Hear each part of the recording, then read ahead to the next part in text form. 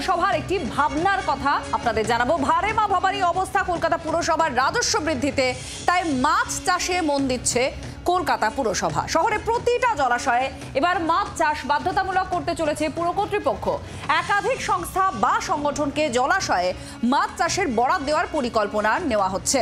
ইতিমধ্যে মৎস্য দপ্তরের সঙ্গে প্রাথমিক পর্যায়ে আলোচনাও হয়েছে পুর কর্তৃপক্ষের।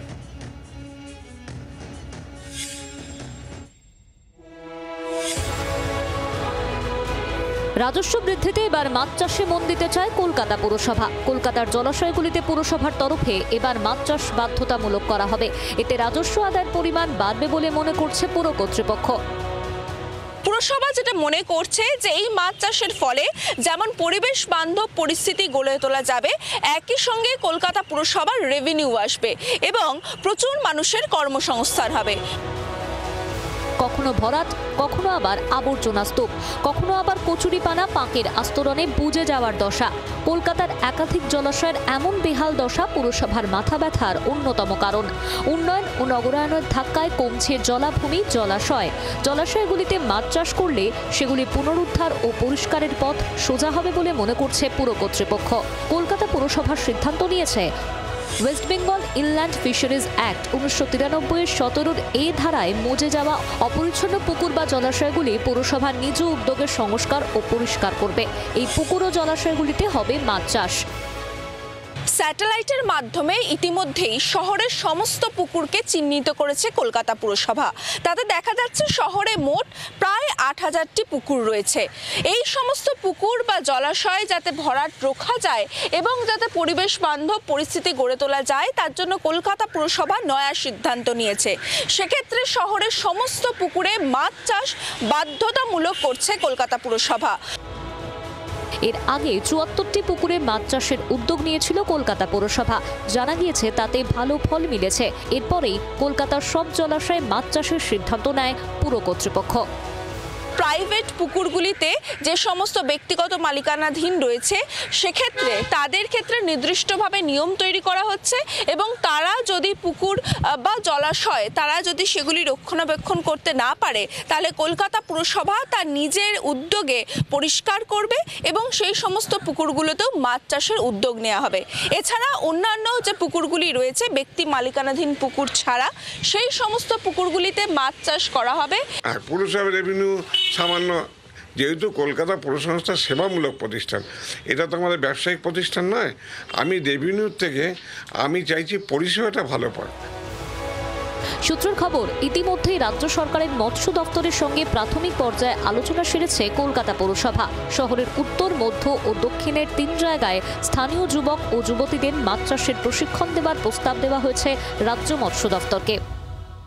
আমরা সংস্কার করে দিয়ে পরিষ্কার পরিচ্ছন্ন করে দেওয়ার পরে এলাকার যুবক যুবতীরা বা স্বনির্ভর গোষ্ঠীরা কিংবা কোনো কোঅপারেটিভ তারা যদি মাছ চাষ করে, তাহলে আমাদের এই জলাশয়টাও ইনট্যাক্ট থাকে, পুকুর বোঝানোর প্রবণতা কমে যায়। এলাকার যুবক যুবতীরা, বেকার মানুষ ছেলেমেয়েরা কিছু আর্নিং বা উপার্জনের ব্যবস্থা করতে পারে।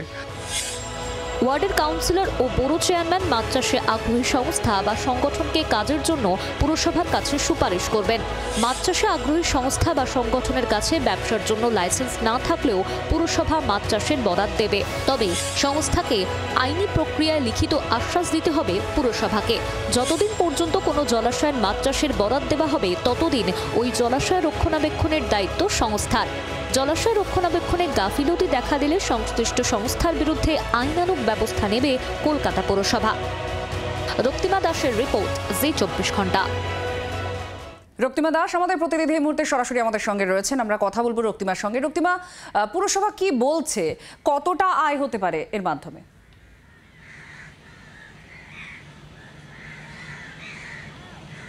দেখো, এখনো পর্যন্ত যেটা জানা যাচ্ছে, দেখো কলকাতা পুরসভা ইতিমধ্যেই কিন্তু শহরের পুকুরগুলিকে চিহ্নিত করেছে এবং দেখো সেই জায়গা থেকে শহরের পুকুরের সংখ্যা কিন্তু প্রায় 8000।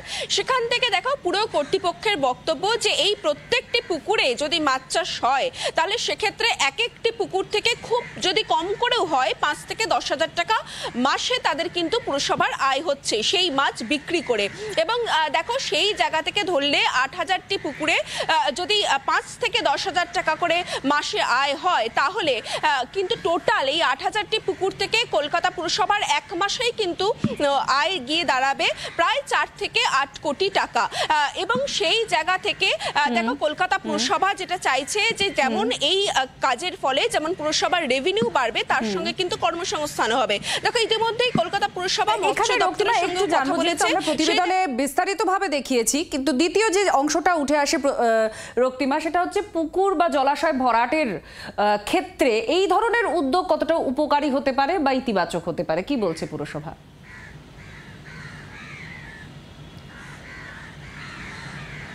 দেখো একদমই যেমন রেভিনিউ বাড়ানোটা একটা লক্ষ্য, তার সঙ্গে কিন্তু পুকুর ভরাট রোখা এটাও কিন্তু একটা অন্যতম লক্ষ্য। কারণ তুমি জানো যে সম্প্রতি একাধিক অভিযোগ কিন্তু সামনে এসেছিল যে একাধিক পুকুর ভরাট করে সেখানে নির্মাণ হচ্ছে, এবং এই নির্মাণ রোখার ক্ষেত্রেও কিন্তু এই যে নতুন মাছ চাষের প্রকল্প সেটা কিন্তু কাজে আসবে বলে পুরো কর্তৃপক্ষ মনে করছে। কারণ দেখো এই যে মাছ চাষ করা হবে সেটা সেক্ষেত্রে এজেন্সিকে এর বরাদ দেওয়া হবে, এবং প্রত্যেক এজেন্সি কিন্তু তাদেরকে এই প্রত্যেক পুকুরের দেখভাল করবে এবং সেক্ষেত্রে লিখিত আশ্বাস দেবে। ফলত স্বাভাবিকভাবেই কিন্তু যদি সেখানে কেউ বেআইনি ভাবে কোনো কার্যক্রম করতে যায়, এজেন্সির ক্ষেত্রে যেহেতু পুরোপুরি দায়িত্ব রয়েছে, তারা স্বাভাবিকভাবে অবজেকশন করবে এবং পুরসভার কাছে কিন্তু সেটা অনেক আগে কিন্তু সেই রিপোর্ট চলে আসবে। এই সিদ্ধান্ত পরিকল্পনা বাস্তবে রূপায়ণের পর ঠিক কি দাঁড়ায় সেদিকে অবশ্যই নজর থাকবে। বাংলার আওয়াজ, বাঙালির আবেগ, জি 24 ঘন্টা।